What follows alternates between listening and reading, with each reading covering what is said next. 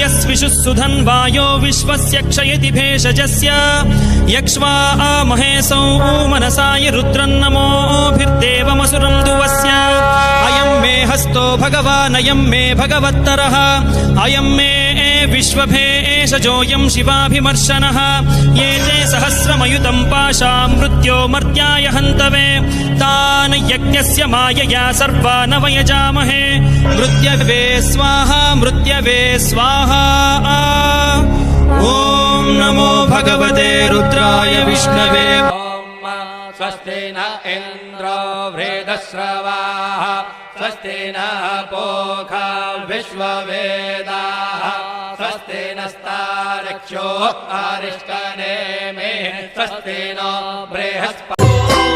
ॐ जय जगदीश हरे।